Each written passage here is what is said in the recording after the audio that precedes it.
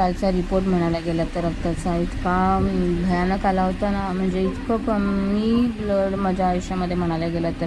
जे स्टार्टिंगला माझं 12 पॉईंट काहीतरी 600 मिली होतं, ते आता एकदम लिटरली म्हणायला गेलं तर 10च्या याच्यावरती येऊन पडलेलं आहे.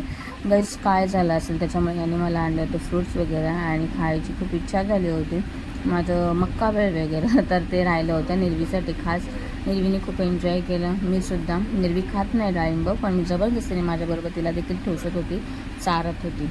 तर इकडे ऐकू शकता कीच ब्लडचं काउंट जे आहे ते खूपच कमी झालं आणि ब्लड जे आहे खूप कमी असल्या कारणाने 10 पॉईंटच ब्लड आहे.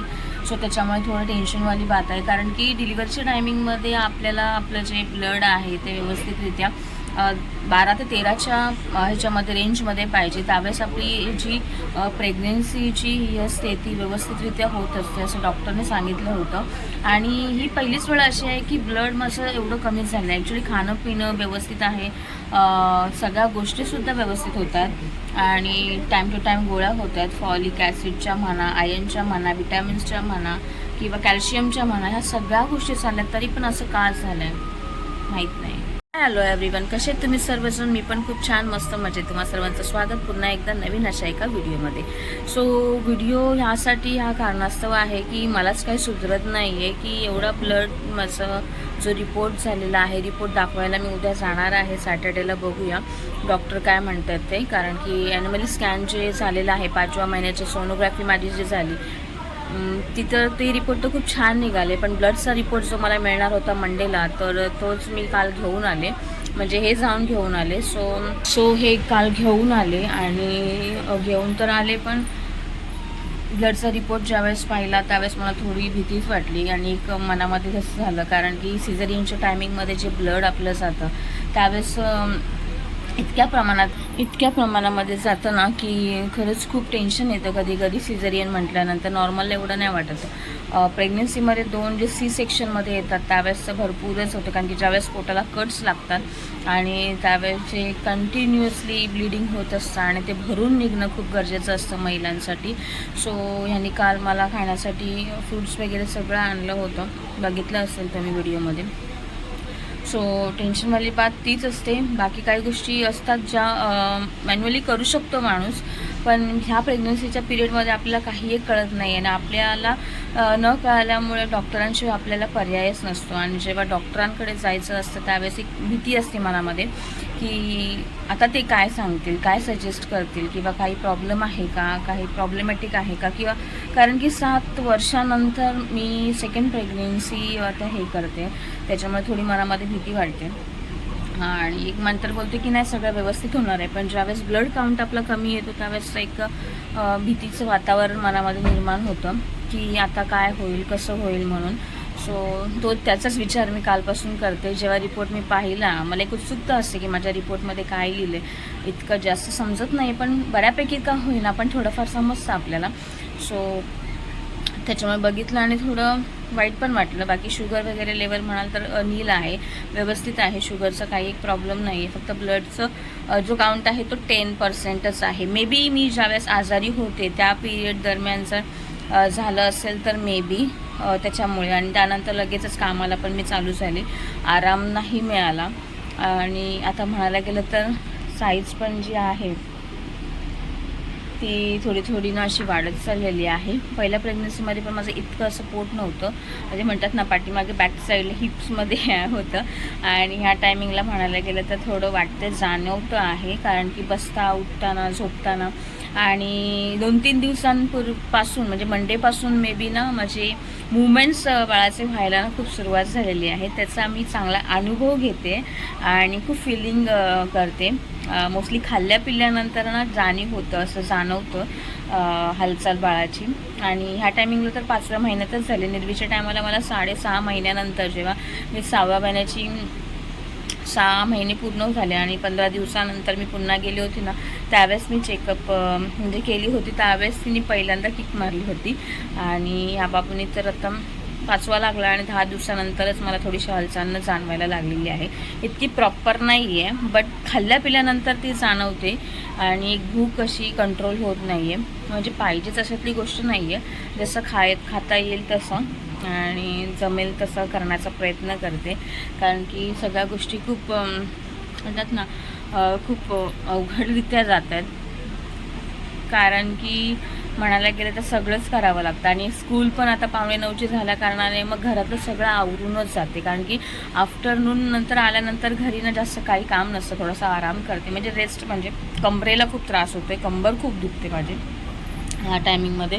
सो त्याच्यामुळे थोडीशी पडते अशी, पण ते पण असं उतानी झोपता येत नाही आहे किंवा झोपायचं नसतं. मोस्टली मी जे पण व्हिडिओ बघते इन्स्टाला म्हणा यूट्यूबला म्हणा, तर पोटावरती असं उलथाने झोपायचं नाही आहे, कुशींवरतीच झोपायचं आहे, जेणेकरून बाळाला ऑक्सिजन प्रोव्हाइड चांगल्या रीतीने होईल, ब्लड सर्क्युलेशन त्याचं छान राहील आणि त्याची हेल्थ ग्रोथ जी आहे ती छान पद्धतीने व्हायला पाहिजे.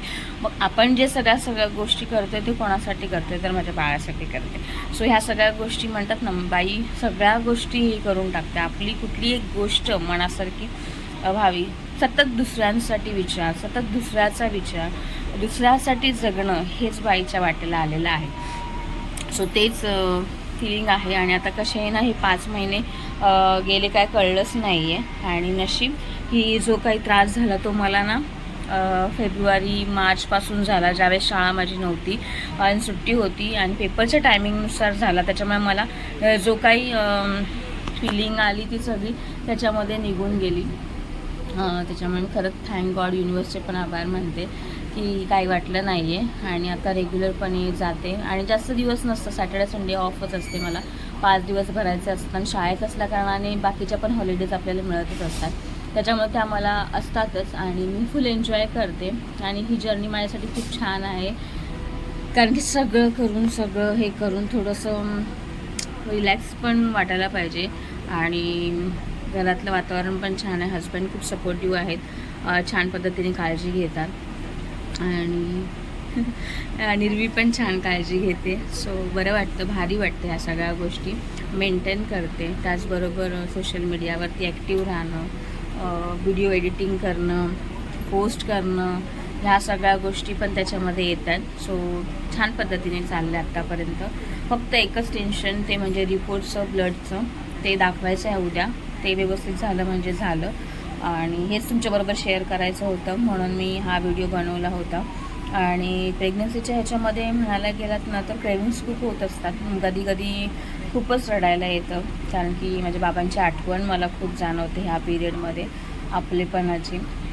आणि आणखीन म्हणायला गेलं ना तर सगळी आहेत, पण असं वाटतं कुठेतरी एकटं आल्यासारखं वाटतं. सगळं मनासारखंच होते, जसं पाहिजे तसं होते, जसं करता येईल माझ्या पद्धतीने करायला जमेल तसं करण्याचा प्रयत्न माझा असतो. किंवा कसं बोलणारं नाही आहे, सांगणारं नाही आहे, किंवा टोचन लावणारं असं कोण नाही आहे. आपल्याला वाटेल आपल्याला जसं जमेल तसं करते. आणि 2 दिवस आराम पण मिळतो, पण तो कसला आराम. सो चाललं आहे बऱ्यापैकी मस्त. पण हा विषय असा आलेला आहे. तर हे गेलेत आणायला निर्वी येईल शाळेतून. आणखीन त्याच्या आधीच म्हटलं पटकन व्हिडिओ बनवून घ्यावा, अपलोड करायचं आहे. बघू आता. आणि दमल्यासारखं होतं असं, म्हणजे धाप लागते. त्या दिवशी तर पूर्ण असं शुगर लेवल कशी कमी व्हावी तशी झाली होती अक्षरशः. आणि खूप टेन्शन पण झालं होतं, बापरे काय की एवढं असं कमी काय झालं आहे, थोडं घाबरायला पण झालं. नंतर मग शाळेतून थोडंसं मी हे केलं, कंट्रोल झालं व्यवस्थित आणि दिवस कसा काढला. सो असा होता आजचा हा प्रवास, आजचा दिवस म्हणायला गेलं तर. आता पण एकदम थंड पडले मी आणि घाम येतोय, पसीना वगैरे येतोय, दम लागतोय बोलताना. या सगळ्या गोष्टी होत्या माझ्याबरोबर. सो आता काय नाही, आता आल्यानंतर चहा वगैरे घेऊ आणि फ्रूट्स पण आणलेले आहेत. सो मी फ्रूट्स पण खाते मोस्टली.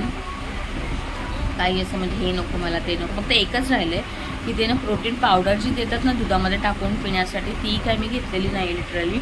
आणि मी जेव्हा पण गेले ते दाखवण्यासाठी ना मला औषधं घ्यायची असतात तर त्या काउंटरला, तर त्याने ती मला पावडर दिलीसुद्धा नाही आहे. बाकी सगळे आयर्न आणि फॉलिक ॲसिडच्या गोळ्या आणि ना कॅल्शियमच्या गोळ्या ज्या आहेत ना, ज्या 2 टाईम घ्यायच्या आहेत, तर त्या मी कंटिन्यू करते, कारण की त्याच्यामधूनच आपला ब्लड वगैरे किंवा कॅल्शियम जे आहे, जे आईसाठी आणि बाळासाठी दोघांसाठी पण चांगलं असणार आहे, उपयुक्त होणार आहे. त्यासाठी ते मी न चुकता घेते. आणि ह्याच्यानंतर पण 6 महिने आपल्याला ते घ्यायचे असतात, कारण की रक्त जेवढं डिलिव्हरीमध्ये जातं, ब्लड जातं, तेवढं ते पूर्ण भरून निघण्यासाठी, ती हिलिंग होण्यासाठी आपली खूप हे लागतात. त्याच्याबरोबर मानेवरनं पूर्ण असं काळा काळा झालं माझ्या. हे एक नवीनच आहे माझ्यासाठी. इतकं छान वाटतंय ना ते, असं वाटतंय काय करते हे नवीनच. खूप नवीन नवीन अनुभव आणि नवीन नवीन एक्सपिरियन्स करते मी माझ्या या प्रेग्नन्सीमध्ये. आणि आपलं वर्षवासाचं पण हे चालू झालेले आहे. काल मी गेले होते वर्षवासाला. बुद्धांचं धम्मग्रंथाचं पठण करायचं असतं, सो अर्धा पाऊण तास तिकडे देते. थोडं धार्मिक ह्याच्यामध्ये ना बुद्धांचा सगळा प्रवास जो लहानपणापासून ते त्यांनी गृहत्यागपर्यंत हा पहिला खंड जो आहे ना, तो सगळा झालेला आहे आपला कालच्या दिवसामध्ये. ते पण छान म्हणजे गर्भसंस्कारांमध्ये होतं ते पण चांगला अनुभव घेते मी. नेहमीच्या टायमाला नव्हतं, त्यावेळेस नुकतंच लग्न झालं होतं आणि मी सभासद पण झाले होते, पण त्यावेळेस ते दुसऱ्या हे असल्याकारणाने कसे त्या खेळत होत्या आणि मला जायला काही टाईम नव्हता मिळत. पण आता कसं फ्री आहे, आमच्या तिघांचंच करायचं असतं, त्याच्यामुळे इतका वेळ जात नाही आहे. सो तिकडे जाते, थोडं मन रमतं आणि शांतता वाटते एकदम. जास्त बर्डन नसतं, एकदम शांत वातावरणामध्ये जातो आपण. आणि ते पुस्तक वाचत असताना त्या पुस्तकामध्ये रममाण होऊन जाते आणि सगळ्या गोष्टी खूप भारी वाटतात ह्या सगळ्या एक्सपिरियन्स करताना. सो असा होता हा कालचा आजच्या दिवसामध्ये पूर्ण ओव्हरऑल. सो भेटू आपण नंतरच्या व्हिडिओमध्ये. आणखीन काही गोष्टी मला ॲड करते, तर बघता येईल की उद्याचं मला 2 कामं करायची आहे, जी मी उद्याच्या व्हिडिओमध्ये सांगणार आहे. कंटिन्यू राहा व्हिडिओमध्ये. व्हिडिओला लाईक करा, कमेंट करा, शेअर करायला अजिबात विसरू नका. आणि जर चॅनलवरती माझे नवीन असाल आणि व्हिडिओ माझे पाहत असेल तर प्लीज लाईक करत चला आणि कमेंट टाकत चला गाईस. आणि सपोर्ट करा, म्हणजे सबस्क्राईब करा आपल्या चॅनलला. तुमचा सपोर्टच माझ्यासाठी पूर्ण हे असणार आहे. आणि कन्सिस्टन्सीने काम करण्याचा प्रयत्न माझा हा जोरशोराने चालू आहे. सो त्यामध्ये तुम्ही देखील मला खूप सपोर्ट करत चला आणि करत आला आहात, त्याबद्दल खरंच खूप आभारी आहे मी तुम्हा सर्वांची. तर थँक्यू सो मच. उद्याचा काय कशा पद्धतींचा दिनचर्या असणार आहे ते मी सांगेन पुढच्या व्हिडिओमध्ये. सो कंटिन्यू राहा ब्लॉगमध्ये. बाय.